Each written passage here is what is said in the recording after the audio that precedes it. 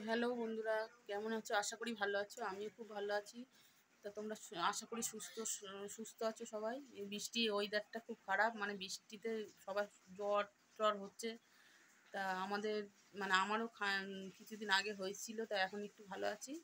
তা ভালো থাকার মধ্যে মধ্যে তোমাদের সঙ্গে একটু ভিডিও শেয়ার করি।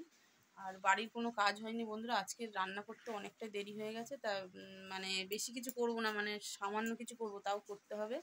আর বিছানা টিছনাগুলো এখনও পরিষ্কার হয়নি, মানে কোনো রকম এখন সবে উঠলাম, উঠে জল খাবারটা শুধু খাওয়া হয়েছে, আর কোনো কাজই হয়নি।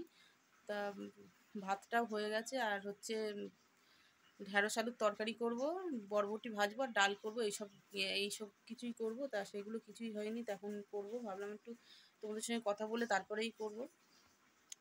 তা চলো, আমার এটা বসিয়ে দিয়েছি, ঢ্যাঁড়সটা বসিয়ে দিয়েছি।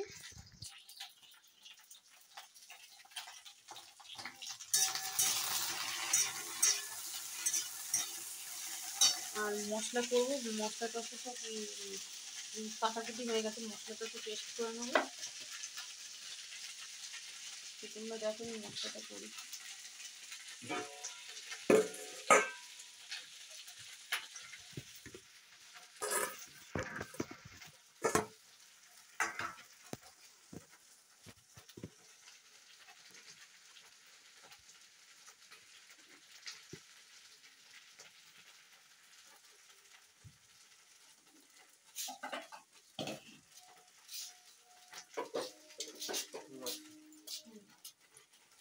মশলাই কটা হবে আরো আস্তে আস্তে।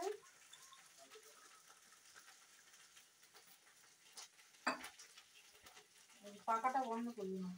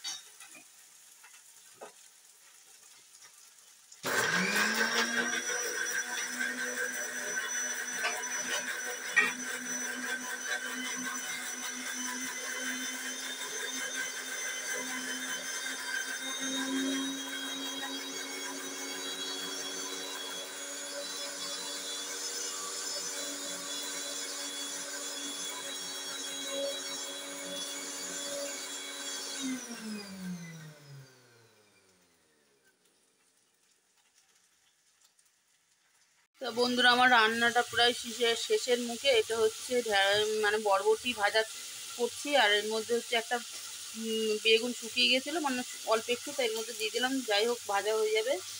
আর এখানে হচ্ছে ডাল করেছি দেখো,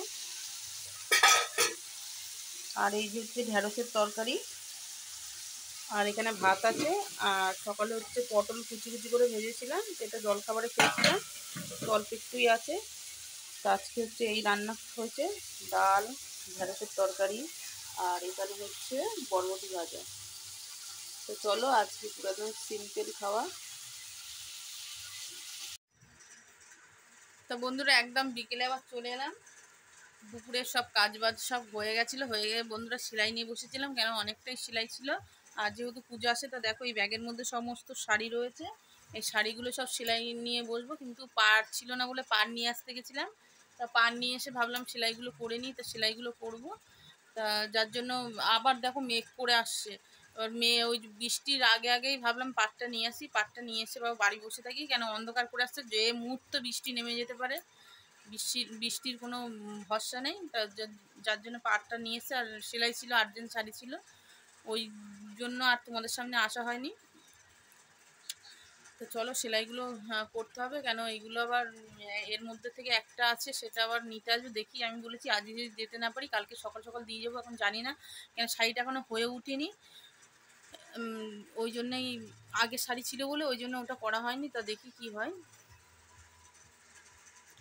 পুরো একদম অন্ধকার করে রেখেছে।